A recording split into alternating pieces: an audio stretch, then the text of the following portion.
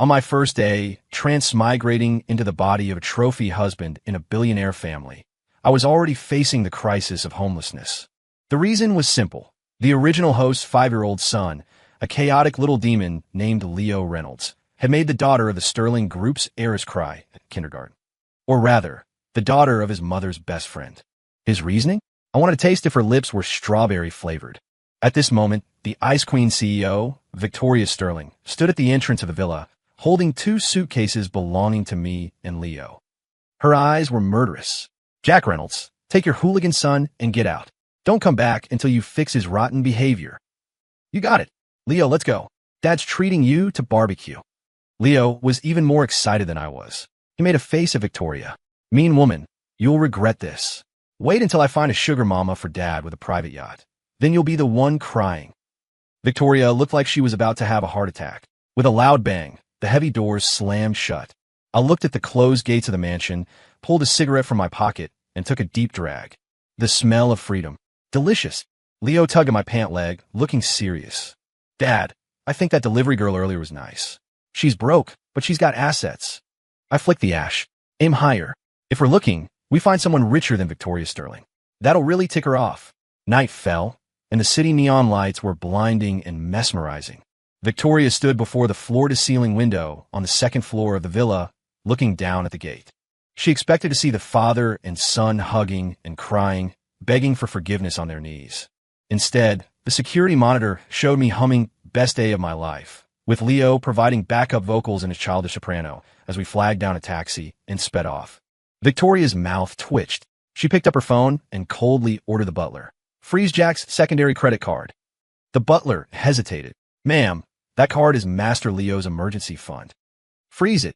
Putting down the phone, Victoria felt the tightness in her chest loosen slightly. "Without money, let's see how arrogant they can be." On the other side of town, Leo and I were already inside the glorious Paradise Springs luxury spa and resort. "Dad, this place is brighter than our house." Leo was wearing an oversized bathrobe, looking like a little penguin stealing adult clothes. I lay comfortably on a massage table, telling the server, "Give us the Emperor package, $8.88. We'll take everything." Leo was tearing it up at the buffet. A king crab leg in his left hand, a sausage in his right, and his mouth stuffed with salmon. He pointed to a plump, beautiful woman in a Chong Sam-style robe, not far away, and whispered, "Dad, look at those hips. She looks rich and generous. She's a keeper." The server passing by was stunned, then gave a thumbs up. "This kid is sharp. He's going places." I nodded in profound agreement. Just then, a woman in a bathrobe walked over. Seeing Leo, she shouted in surprise, "Leo, why are you here?" It was Leo's kindergarten teacher, Ms. Emily Watson.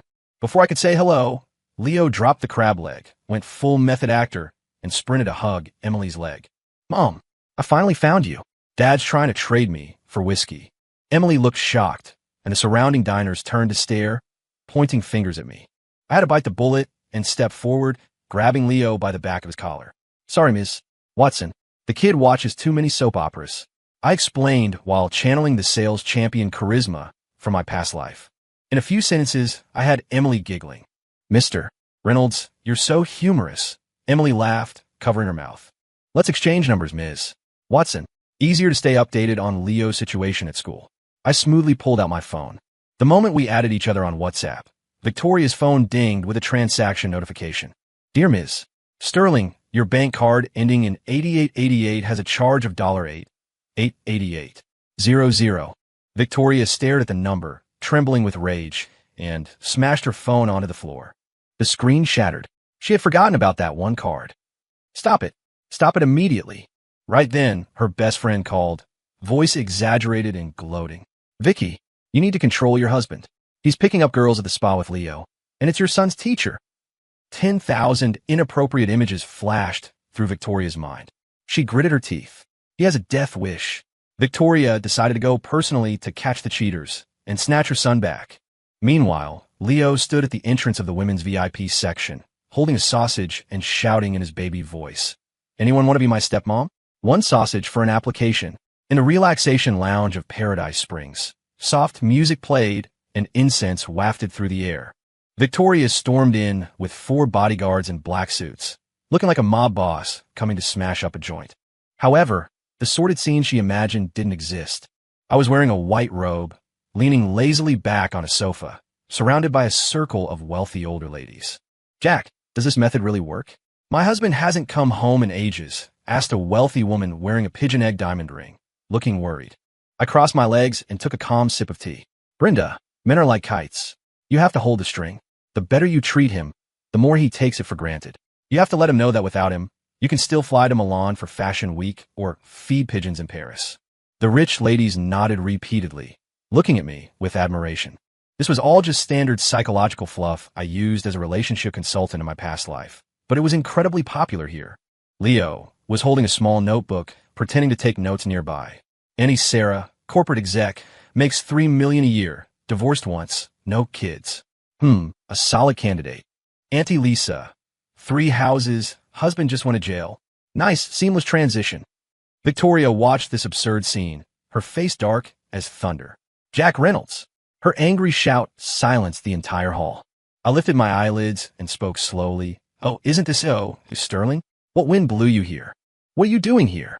Victoria pointed at me, her fingers shaking. I spread my hands, looking innocent. Earning money to support the family. What else? You froze the cards. We can't exactly drink the northwest wind, can we? You. Victoria choked on her words. Brenda couldn't watch anymore and stepped up. Hey lady, are you the ex-wife? You don't want a husband this handsome and caring? Is there something wrong with your eyes? Another rich lady chimed in. Exactly. You don't know what you have. Divorce is great. We sisters are waiting in line. Victoria's face went from red to white. When had she ever suffered such humiliation? She wanted to explode, but this was a public place. She couldn't lose her dignity. Leo, come home with me. Leo immediately hugged Brenda's leg tight, shaking his head like a rattle drum. I'm not going. Auntie Brenda smells like milk and cookies. You only smell like money. Children's words carry the sharpest truth. Victoria felt like old blood was stuck in her throat. Jack Reynolds, look at the son you raised. I stood up, walked in front of her, and looked down. We're separated. Theoretically, we're divorced. We can marry whoever we want. CEO Sterling, please don't disturb my business. Business? What business? Selling your body. She spoke without thinking. I laughed, leaned in her ear, and whispered so only she could hear, yeah, I can make a few Lego sets worth in one night. Beats getting yelled at by you. Victoria stumbled back a step as if burned. She looked at me, eyes full of shock. Fine, just fine. She gritted her teeth, leaving a harsh threat. I'm waiting for you to come crawling back to beg me. She turned and left with her bodyguards in a sorry state. I watched her retreating figure, the smile on my lips deepening. No money? No money is when the fun starts. With the cards cut and only $200 cash left, Leo and I squatted on the curb of the night market, each holding a hot dog. Dad, are we going bankrupt? Leo slurped up some mustard, asking with his mouth full. I patted his little head. Bankrupt? Doesn't exist. Your dad knows astronomy and geography. We live by our skills. We won't starve. Half an hour later, at the busiest intersection of the night market, a strange stall appeared. A broken table, 2 folding stools, and a banner behind us with 8 big words. Mystic Jack. I cure all dissatisfaction. Next to it was a smaller line. Part-time dating advice. Serious inquiries only. I wore a loud Hawaiian shirt picked up from a bargain bin and sunglasses, sitting on the stool like a street hustle grandmaster. Leo held a megaphone, shouting the slogan I taught him. Walk on by, don't miss out. My dad can read fortunes and warm beds. If the fortune isn't accurate, it's free. If he warms the bed, he pays you. Ladies, take a look. My dad has skills, stamina, and an 8-pack you can touch for free. His shouting instantly attracted the attention of countless passersby. Many thought we were filming a TikTok skit and took out their phones to record, while others threw money into the chip bowl in front of us.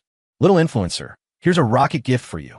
Soon, several young girls gathered around, chirping and asking for readings. I cleared my throat and started spouting nonsense. Miss, I see a dark cloud over your forehead. Is Mercury in retrograde for you? And you, eyes full of peach blossoms, but rotten ones.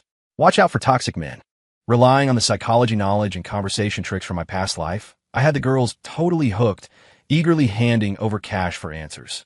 By the end of the night, the broken bowl had nearly $1,000 in it. Just as I was about to pack up and go for a big meal, a blinding white Maserati pulled up to the stall. The door opened, and a man in a bespoke suit with hair slicked back with enough oil to fry an egg stepped out. It was Julian Rivers, Victoria's white moonlight, The high-flying Ritter from a broadsheet had a crush on years ago. He walked up to me posturing, pulled a wad of $100 bills from his wallet, and contemptuously threw them into the bowl. Jack, look how far you've fallen. Being the Sterling family's live-in husband was so glorious. How about this? Come work as a security guard in my company. I'll pay you $8,000 a month. His tone was full of charity and humiliation. Before I could speak, Leo exploded. He spat a mouthful of saliva right onto Julian's polished, custom-made leather shoes. Huh, where did this toad come from? Try to eat my mom's swan meat. Julian's face turned green instantly. I grabbed my son, who was ready for a second round of attacks, and smilingly picked up the money from the bowl, patting it against my palm. Thanks, CEO Rivers. I was just worried about money for toilet paper. This money is dirty, but it's usable. Julian's lips trembled with rage, pointing at me. You ungrateful. Just then, the window of a Bentley not far away slowly rolled down, revealing Victoria's cold face. She had obviously followed Julian here and saw everything. I raised an eyebrow at her and stuffed the wad of cash into my pocket. Tonight's midnight snack just got upgraded to steak. When a notice for the kindergarten parent-child sports day came out, Victoria called me. Her voice was still icy enough to freeze oxygen. You don't need to come to the sports day tomorrow. Why? I don't want Leo to be embarrassed in front of his classmates. How am I embarrassing? Do you think setting up a stall at the night market is honorable? She hung up unilaterally. I held the phone and sneered. The next day, flags fluttered over the kindergarten playground. Julian wore a tailored designer tracksuit and sunglasses, looking completely out of place among the parents in regular casual wear. He tried to take Leo's hand, but Leo shook him off. No, get away from me. You look like Dr. Evil. You'll scare the kids. Leo sat on the ground and started throwing a tantrum. Julian's face went blue and white, standing there awkwardly. Victoria frowned, wanted to pull her son up, but not knowing how. Just then, the crisp sound of a bicycle bell approached. I appeared in everyone's view, riding a shared city bike. On my back seat sat a smiling Ms. Emily Watson. Wow, that dad is so hot. Yeah, better looking than a movie star. His son is cute too. Gasps erupted from the surrounding parents. Seeing me, Leo instantly fully revived from the ground and shot like a cannonball into my arms. Dad, you finally came. This Dr. Evil wants to kidnap me. Julian's face went completely black. Ignoring him, I held my son and walked up to Victoria. What? Since when do outsiders take care of my seed? My gaze swept over her, then landed on Emily beside me, who timely flashed a sweet smile. Victoria looked at our intimacy, radiating low pressure. You actually showed up? Her voice carried repressed jealousy. The next event was the three-legged race, requiring both parents. Even though Victoria was reluctant, she had to let the teacher tie her leg to mine with a red ribbon. She wanted to stay away, but we were too close. Close enough that I could smell the cold fragrance of her shampoo. The whistle blew. Victoria and I were forced to press tightly together, hobbling forward. Her body was stiff, her movements clumsy. Clearly, she didn't exercise much. CEO Sterling, relax. You're so tense, afraid I'll eat you. I whispered in her ear, warm breath hitting her skin. Victoria's ears turned red at visible speed. She turned her head away. Shut up. I could feel her body trembling slightly and her heart beating faster. In the next lane, Julian had borrowed a kid from another class to participate and was staring at us with hostility. At a corner, he deliberately stuck his leg out to trip us. Quick-eyed, I pulled Victoria into a nimble sidestep, dodging him and accidentally stepping on his foot in the process. Ouch! Julian lost his balance and face-planted into the dirt. More dramatically, the toupee he used to cover his receding hairline flew off, drawing a graceful arc in the air before landing in the middle of the track. The whole field went dead silent, followed by a thunderous explosion of laughter. Leo pointed at Julian's shiny bald head, laughing back and forth, his voice echoing across the playground. Look, I said he was Dr. Evil. He's really bald. The climax came next. Even the icy Victoria couldn't help but let out a puff and laugh. In that moment, it was like the iceberg melted and spring flowers bloomed. Watching the smile in her eyes, my heart moved slightly. Just as we were about to cross the finish line, I deliberately slipped, pulling Victoria down with me onto the soft mat at the end. The pose was extremely ambiguous. Her on top, me on bottom. Eyes locked, breath mingling. Leo ran over at just the right moment, pretending to trip over a rope, his small hand accidentally pushing Victoria's back. Her face slammed down, her soft lips precisely grazing mine. Soft, with a hint of coolness. The The parents started chanting, "Quiche, quiche." Victoria's face instantly turned tomato red. She tried to scramble off me in shame, but found she didn't actually repulse the contact. She might have even liked it. Julian crawled up from the ground, saw this, and charged over in a rage to pull us apart. I shot him a sharp look, freezing him in place. "This is a family matter. Who the hell are you?" After the competition, Ms.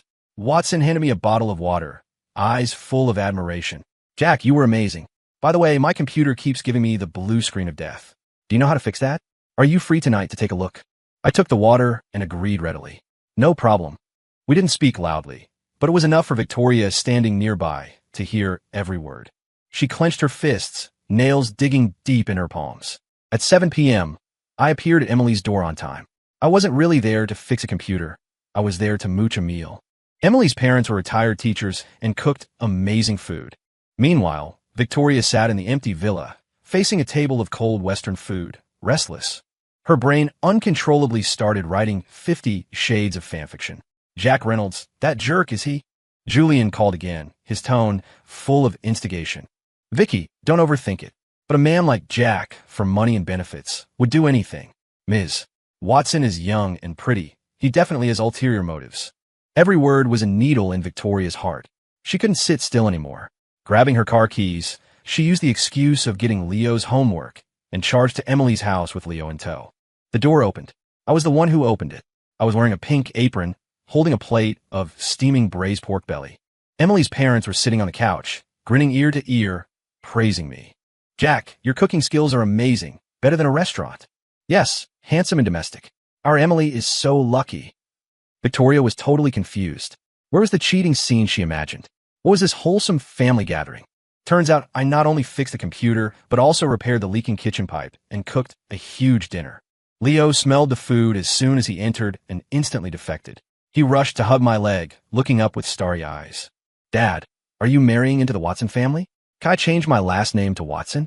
I love Grandpa Watson's sweet and sour ribs." Emily's parents were overjoyed. "This child is so sensible. We don't mind. We were just missing a cute grandson." Victoria felt like she was losing her footing. This wasn't a bust. This was attending her ex-husband's matchmaking session. The man she treated like grass was a treasure to others. I put down the dish, wiped my hands, and treated Victoria with a cool, distant attitude. "CEO, Sterling graces us with her presence. What can I do for you? If you're here to mooch a meal, forget it. Your precious stomach is only fit for air-flown steak. You wouldn't be able to swallow our peasant food." Every sentence I spoke was a knife precisely stabbed into Victoria's heart. She looked at me, lips moving, but couldn't say a word. For the first time, she tasted the flavor of loss. Her opportunity came quickly. In the middle of the night, Leo was vomiting and had diarrhea, ending up in the hospital. He had deliberately eaten half an expired ice cream during the day. Kids have weak stomachs. It works every time. The little guy lay in the hospital bed, groaning, face pale, but his eyes flashed with the cunning light of mission success. He held Victoria's hand and said weakly, "Mommy, I want Dad's pork and century egg congee." Victoria was heartbroken and out of options. She had to swallow her pride and call me. Her voice on the phone still carried her commanding CEO tone. "Leo is sick in the hospital. Come here." I hung up immediately. I knew this was my son's scheme. I texted back, "Busy on a date. Do not disturb." On the other end, Victoria probably went crazy. She sent a dozen texts, going from threats to pleading a complete 180. Finally, a red transfer notification popped up.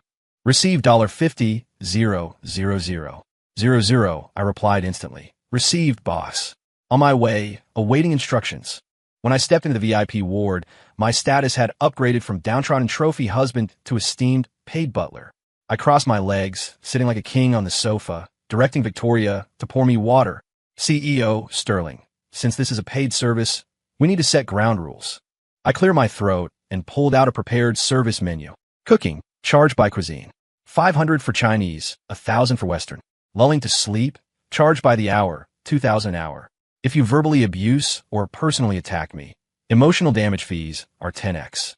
Victoria stared at the paper, too angry to speak, but for her son, she gritted her teeth and accepted. Julian, hearing the news from somewhere, arrived with expensive supplements. "Leo, Uncle bought you the best supplements in Bird's Nest. Eat this and you'll get better fast." I glanced at the fancy packaging and sneered. CEO Rivers is truly learned. My son has gastroenteritis, diarrhea, and you bring him heavy supplements? Are you trying to make him bleed out so you can take his spot? I tossed the supplements directly into the trash. Julian's face turned the color of pig liver. I turned into the kitchenette and made a simple, soft millet porridge. Leo ate it all and smacked his lips. Dad makes the best food. Victoria stood at the door, watching the warm interaction between father and son, her eyes complicated and tangled. She realized for the first time that this man she had despised for 5 years wasn't useless. To save face and completely win Victoria over, Julian decided to host a grand birthday gala. He sent out invitations to all the city's elite, aiming to humiliate me in public and propose to Victoria. On the night of the banquet, I showed up at the glittering hotel entrance wearing a $99 black suit from Amazon. Despite the cheap clothes, my devastatingly handsome face and model-like physique made the bargain bin outfit look like high fashion. Julian had arranged for security to stop me, claiming I had no invite. A petty trick. I distracted the guards while Leo, nimble as a monkey, crawled through a side vent straight to the electrical room. Bang! The entire banquet hall plunged into darkness. Guests gasped. I slipped in, turned on my phone flashlight under my chin, and started telling ghost stories in a spooky voice. Did you know? This hotel used to be. The debutante screamed, terrified. When the lights came back on, Julian was standing center stage, the big screen behind him ready to play his carefully produced proposal video. He held flowers, kneeling on one knee, ready to confess his love. However, what appeared on the big screen wasn't a romantic love story. It was an HD video of Julian alone in his office, picking his nose, picking his toes, and finally smelling his fingers. Dead silence for 3 seconds, followed by a tsunami of laughter. The cinematographer, Leo, was hiding in a corner, giving me a peace sign. Julian's face went white, then red, then green, finally settling on purple. He pointed at me screaming, "Jack Reynolds, it's you. You framed me." I spread my hands innocently. CEO Rivers, don't make accusations. My son is just an artist who likes documenting life. Who knew Uncle Julian was so down to earth in private? Victoria looked at the greasy man on the screen, her stomach churning. This was her white moonlight. Disgusting. Unwilling to fail, Julian forced the ring out and rushed Victoria. "Vicky, marry me." Leo screamed at the top of his lungs. "Mom, don't believe him. That ring is fake. I saw the same one on Temu for $9.99 with free shipping. Even if the ring was real, who argues with a kid?" Julian's birthday party became his social death scene. The banquet ended in disaster. Victoria felt humiliated to the core. She sat at the bar, downing drink after drink.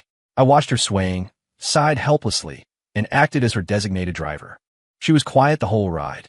When we stopped at the villa, she suddenly spoke, voice thick with nasal sounds and grievance. "Jack Reynolds, you jerk. What now? You weren't like this before." She turned, red-eyed. "You used to do whatever I said. Why do you always make me angry now?" I looked at the night outside and scoffed. Before I was a doormat. Now I'm a wolf. Back inside, Victoria rushed to the bathroom and threw up. I resigned myself to patting her back and handing her water. When she finished, I helped her to the bedroom. Just as I was leaving, she hugged me from behind, hot cheek against my back. "Don't go," she mumbled drunkenly. "Don't go to Ms. Watson. Don't go to those rich ladies." I froze. In the dark, a small head peeked through the door crack. Leo. He covered his mouth, giggling, recording on his phone. Blackmail evidence secured. Double allowance, here I come. Victoria kept rambling. "I know your cooking is good. I know you can fix things. I know you're good to me. I know it all." So she knew everything. She was just stubborn. My heart skipped a beat, but I hardened it and pulled her hand away. "Boss, service hours are over. Overtime costs extra." Victoria spun around dizzily, stood on tiptoes, and pecked my lips. Light as a feather. Then her eyes closed, and she fell onto the bed asleep. I stood by the bed, looking at her sleeping face, and sighed. Looks like I'm stuck eating this soft rice. Julian completely lost his mind. Ruined reputation and a failed proposal made him hate me to the bone. He paid some thugs to take Leo away and teach him a lesson. In the van, Leo was sandwiched between 2 burly men with full-sleeve tattoos, but he showed zero fear. He looked around curiously and asked in his baby voice, "Uncles, are you taking me to Disney? I heard the new ride is super fun." The scar-faced leader glared. "Kid, shut up, or we toss you out." Leo blinked his innocent big eyes. "Oh, can I ask something? Did you kidnap me for money?" "Duh."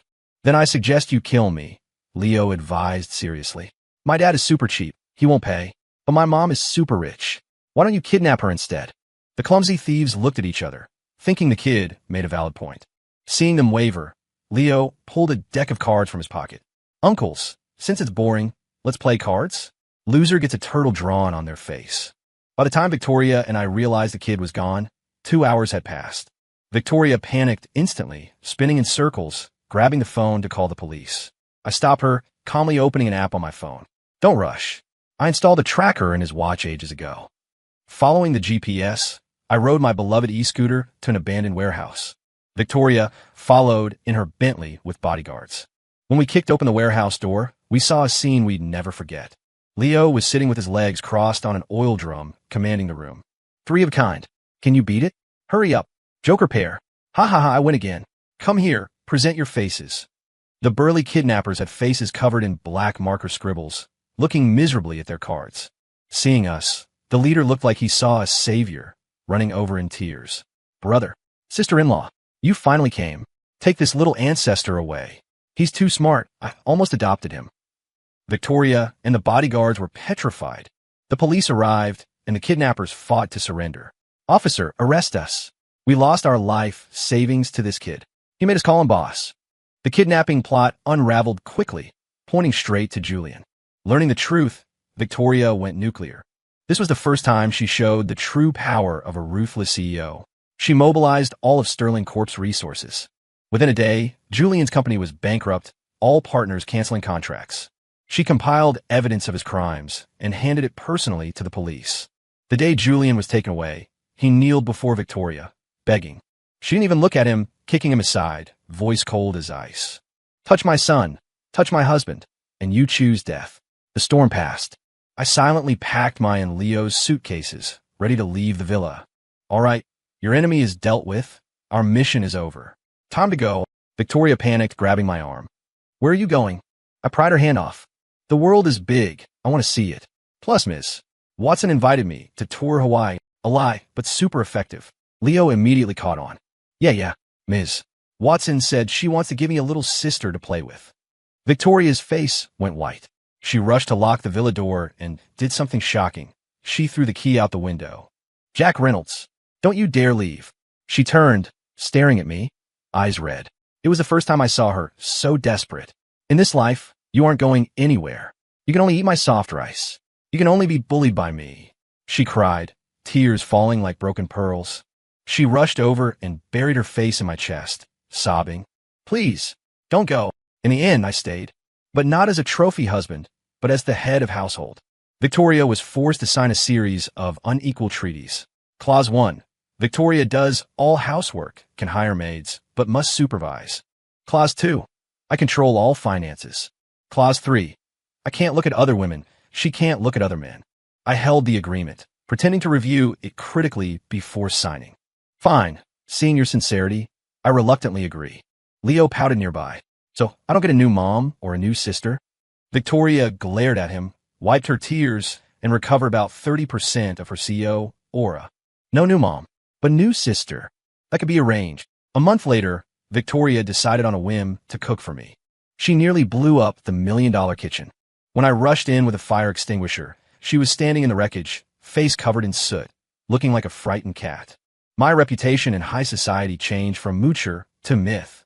The man who tamed the Ice Queen CEO into a housewife. Soon after, Ms. Watson sent her wedding invitation. The groom was her college sweetheart. I waved the invite in front of Victoria. She blushed red with embarrassment, wanted to find a hole to hide in.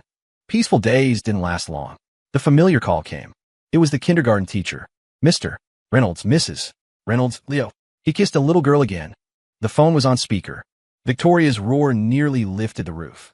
Jack Reynolds. Your son caused trouble again. Look at how you raised him. I sighed, practically pulling a mechanical keyboard and a bag of Legos from the storage room. I walked up to her. Wife, which one do I kneel on this time? Can I apply for knee pads? Victoria looked at me and finally couldn't hold it back, bursting into laughter. Sunlight streamed through the floor-to-ceiling windows, shining on our family of 3. Leo peeked his head out from his room and made a face. Dad, Mom, were you giving me that sister? Life seemed to have returned to the starting point, but everything was different now. Story complete.